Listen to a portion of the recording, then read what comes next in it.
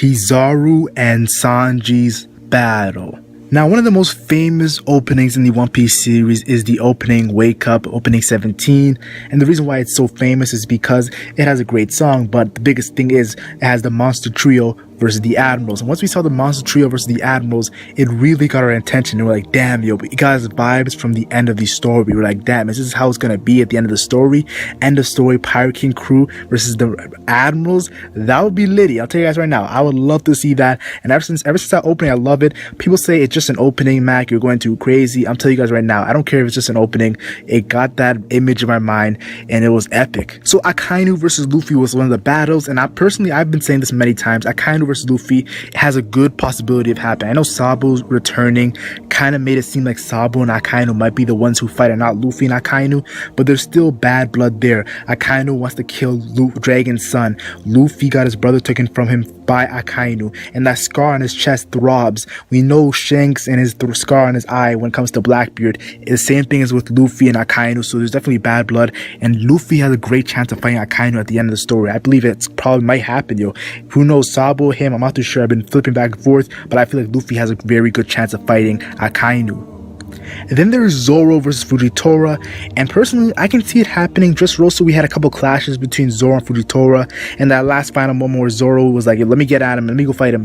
Zoro has definitely had an interest when it comes to Fujitora, a swordsman who has a Delphi, who's OP, and I think he's personally like, we've seen other admirals use swords, types of swords. We've seen Aokiji, we've seen Kizaru. Kizaru was one of the best ones doing it. I think it was better than Aokiji. But then we have Fujitora, who's actually a swordsman who has gotten adult fruit, and he became an admiral with just his raw swordsman ability. So I feel like Zoro, as he wants to be the greatest swordsman, to beat Fujitora, who's the greatest marine swordsman. I personally think that it would be sick to see that, and then maybe he can move his way up to the Gorosei, who knows.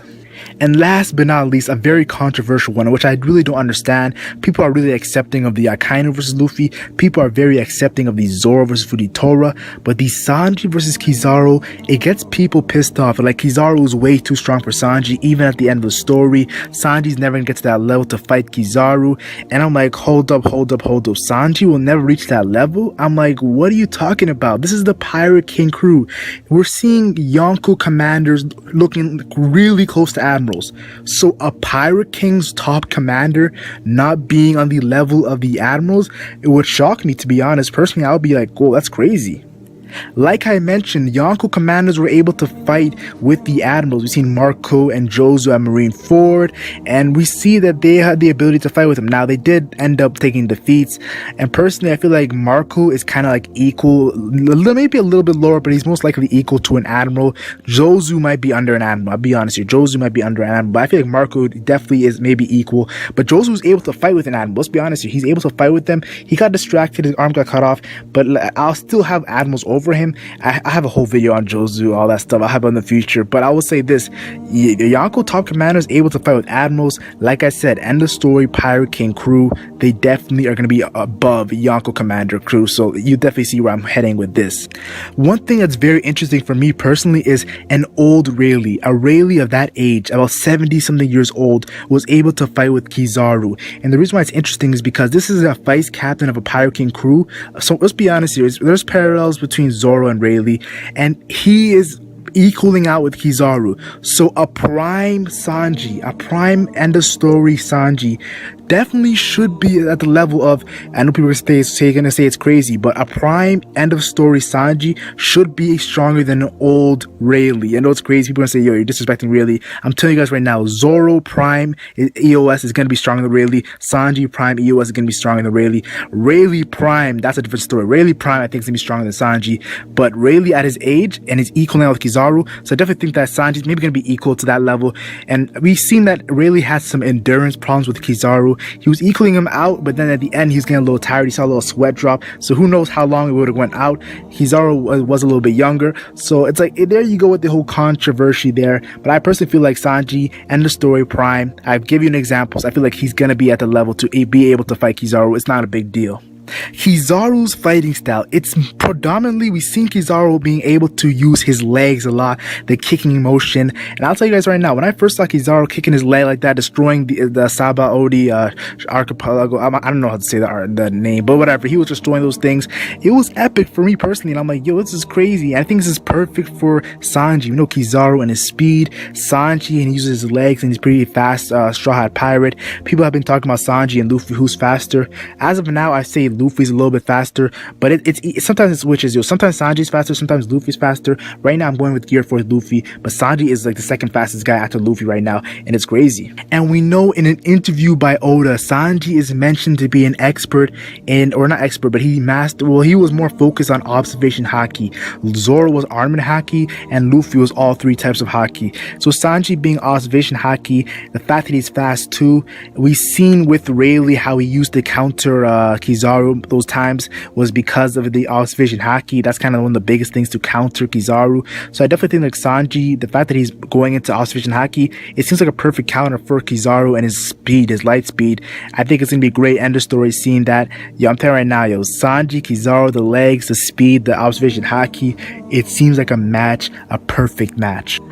Now, people get angry when I say this, but I personally feel like Ben Beckman and Kizaru might have had a past. People say I'm crazy, but I feel like they might have some past personal battle. The way that Ben Beckman talked to Kizaru at Marineford, yo, Kizaru, yo, or so, like he was like, yo, come on, what are you doing, man? Like, so, and then Kizaru was like, oh, Ben Beckman. So we see that they look like they were trolling each other, and I believe they probably had some fights in the past. Who knows? They should be around the same level, Kizaru and Ben Beckman.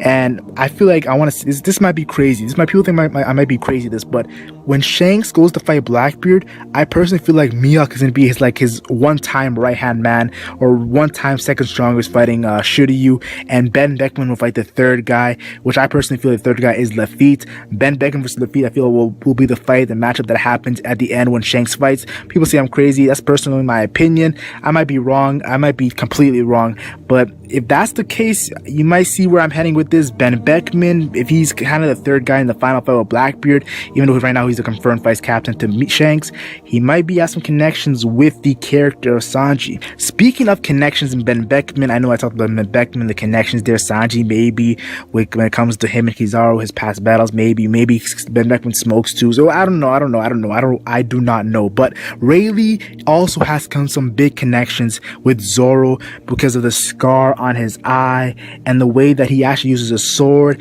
and the fact that he's a vice captain to Goldie Roger. There's a lot of connections, parallels with Zoro, and I would be a completely idiot to deny the comparisons, the similarities between Zoro and Rayleigh. But something that's very interesting, you're gonna think I'm crazy, but something that's very interesting is Rayleigh has a lot of similarities to Sanji too. We know that Rayleigh is a very intelligent guy, and we see Rayleigh making fun of Zoro for not being intelligent after the time skip. Sanji is a very intelligent guy, so he has that similarity with Rayleigh, and we also know that he's an amazing swimmer, Rayleigh. We've seen the swimming he did all the way through the calm belt, the craziness from Sabaody all the way to Amazon Lily. Rayleigh is an epic swimmer, and we know the best swimmer on these Straw Hat Pirates is definitely Sanji. This man was doing some next level blue walk, doing skywalks inside the water with Nami's body, not even his own body. Yeah, we've seen it with his own body too. Sanji's speed in the water is scary. I remember they were comparing him to a fishman, even faster than a fishman. Sanji in the water is crazy, and we see Rayleigh is a very epic swimmer. And I also want to say this, Rayleigh, when he fights Kizaru, he doesn't just use his sword when he's fighting Kizaru. He also uses his leg to actually protect Zoro, and that gave me similarities between Sanji. So who knows, Rayleigh seems like a mixture of Zoro and Sanji, and that would just hype up Rayleigh to the point of epicness. Like, Goldie Roger had a next level vice captain if he's a mixture of those two.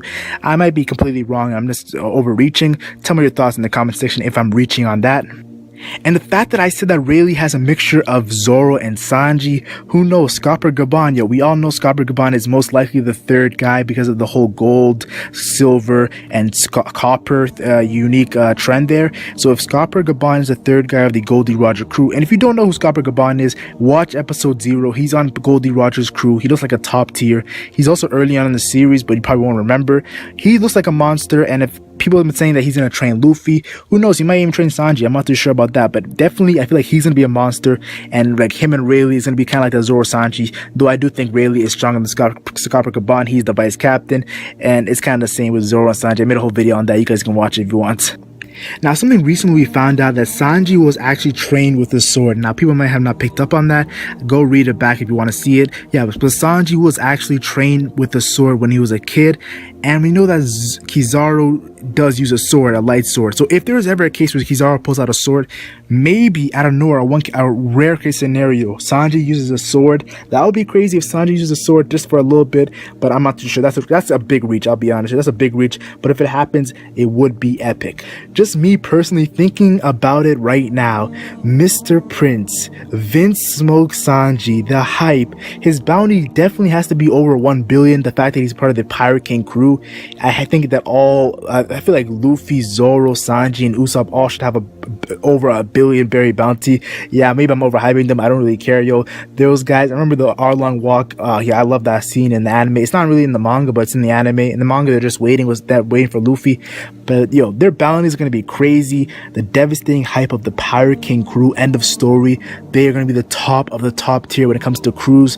And I feel like Sanji is gonna be really devastating, and he's gonna have an epic battle with Kizaru, who has a really OP Devil Fruit and is one of the animals. Animals are one of the top characters in the story of One Piece, so I'm very excited. And tell me your thoughts in the comment section. Tell me what you think about Kizaru and Sanji's battle. Do you think it's going to be a good fit? Should they have a battle, or am I just losing it? Am I hyping Sanji up too much? I do not know. Tell me your thoughts in the comment section. Like and share if you enjoyed. Like and share only if you enjoyed, and subscribe for more One Piece content. I'm the Legend Mac, and I'm gone.